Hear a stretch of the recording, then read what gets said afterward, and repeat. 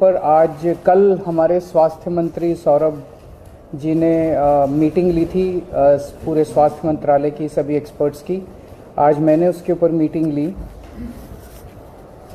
पूरे देश भर का अगर हम देखें तो सेंट्रल गवर्नमेंट ने लगभग 2 हफ्ते पहले 6 स्टेट्स आइडेंटिफाई किए थे जिसमें कोरोना ज़्यादा बढ़ रहा है।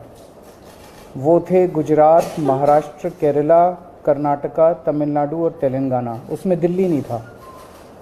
तो उन 6 स्टेट्स में कोरोना ज़्यादा बढ़ रहा है, उनको स्पेशल हिदायतें दी गई थी, भाई आप थोड़ा सा ध्यान रखिए।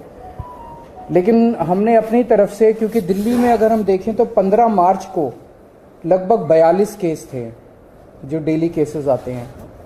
ये बढ़ के 15 दिन के अंदर 30 मार्च को 295 केस हो गए। तो ये सडन जंप जो है, ये थोड़ा सा पहले ही हमने इसको समझने की कोशिश की है कि ये क्यों बढ़ रहा है। तो 30 मार्च को कल की डेट में 295 केस थे। एक्टिव केसेस अभी तक के हो गए हैं 932 और टोटल टेस्ट्स जो हमने कल किए थे वो थे 2363।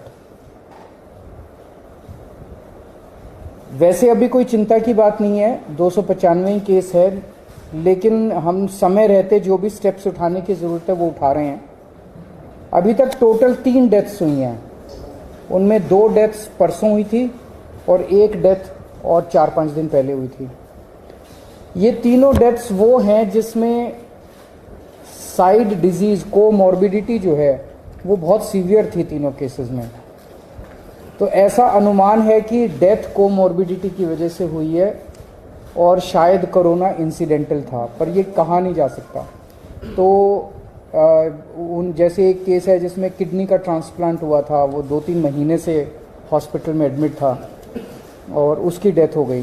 तो ये कहना कि वो कोरोना से डेथ हो गई ये थोड़ा शायद गलत होगा, लेकिन ये फैक्ट है कि 3 केसेस ऐसी डेथ हुई है जिनको कोरोना था। इन 3 में से 2 दिल्ली के बाहर के रहने वाले थे।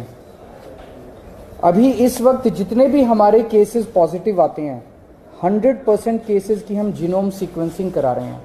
उसका हमारा मकसद ये है कि अगर कोई भी नया वेरिएंट अगर निकल के आए तो हमारे को पहले से पता चल जाए कि कहीं कोई चिंता का विषय तो नहीं है। तो 100% केसेस की जीनोम सीक्वेंसिंग करा रहे हैं। इस वक्त जो सबसे प्रिडोमिनेंट वेरिएंट आ रहा है वो है XBB 1.16।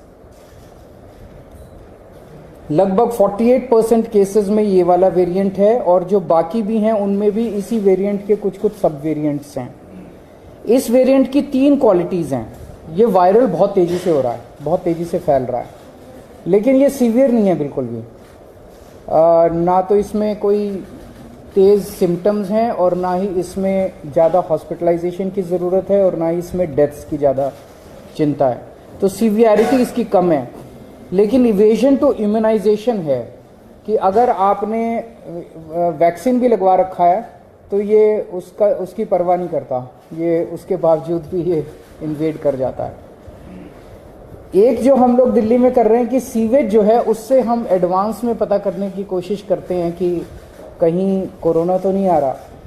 तो मिड फरवरी तक जितने हम सीवेज के 7-8 जगह से पूरी दिल्ली में सैंपल उठाते हैं सीवेज के और उनको टेस्ट करते हैं। पहले अगर कोरोना आता है तो पहले सीवेज में कोरोना डिटेक्ट होना चालू हो जाता है। मिड फरवरी तक 0 कंप्लीटली पूरे दिल्ली में नेगेटिव था। उसके बाद से धीरे धीरे पॉजिटिव कुछ सैंपल्स में आना चालू हुआ और पिछले 15 दिन में अब ये सीवेज में पॉजिटिव इसके वो निकल के आ रहे हैं।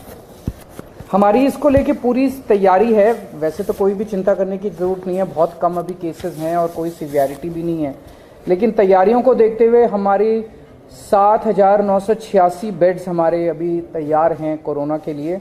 इसमें ऑक्सीजन वाले बेड्स भी हैं, इसमें वेंटिलेटर बेड्स भी हैं, इसमें ICU भी हैं। 7,986 बेड्स हैं जिसमें से 66 बेड्स केवल ऑक्यूपाइड हैं। 66 RT-PCR के टेस्ट करने की हमारे पास सफिशिएंट क्षमता है।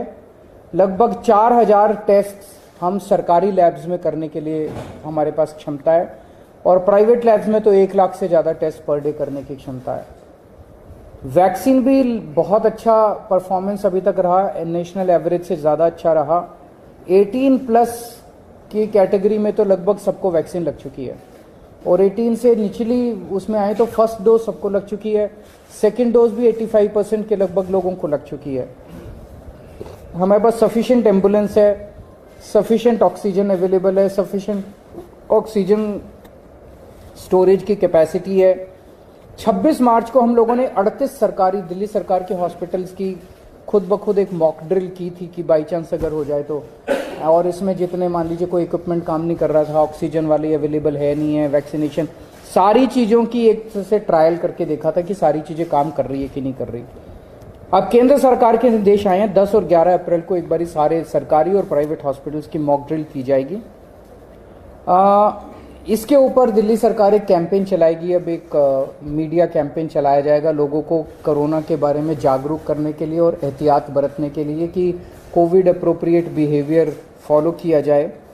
एयरपोर्ट के ऊपर 2% के लगभग पैसेंजर्स को रैंडम टेस्टिंग की जा रही है, और जितने भी दिल्ली सरकार के हॉस्पिटल्स हैं सबको बोल दिया गया है कि आइसोलेशन वार्ड्स कोरोना पेशेंट्स के लिए रखे हैं। कहीं ऐसा ना हो कि किसी को बहुत सीरियस, मान लिया ILBS में किसी को किडनी ट्रांसप्लांट हुआ, उसको कोरोना हो गया, अब उसको कोरोना वाले हॉस्पिटल में नहीं ले जाएंगे हम, वहीं पे अगर आइसोलेशन बेड होगा तो वहीं पे उसको एक अलग वार्ड में कर देंगे, तो उसका कोरोना का किडनी का भी ट्रीटमेंट होता रहेगा और उसका कोरोना। तो हर अस्पताल के अंदर एक आइसोलेशन वार्ड की तैयारी की गई है। जितने सारी केसेस हैं एक्यूट रेस्पिरेटरी डिजीज वाले, उनमें जैसे ही मरीज एंटर करता है हॉस्पिटल में उसको तुरंत मास्क दे दिया जाता है, उनको 100% उनके टेस्ट किए जा रहे हैं। और जितने इन्फ्लुएंजा वाले लाइक सिम्टम्स वाले पेशेंट्स हैं उनको 5% उनके रैंडम टेस्ट किए जा रहे हैं। तो ओवरऑल दिल्ली में लोगों को घबराने की ज़रूरत नहीं है। सरकार पूरी तरह से नज़र रखे हुए है और सरकार पूरी तरह से किसी भी इवेंचुअलिटी को फेस करने के लिए तैयार है।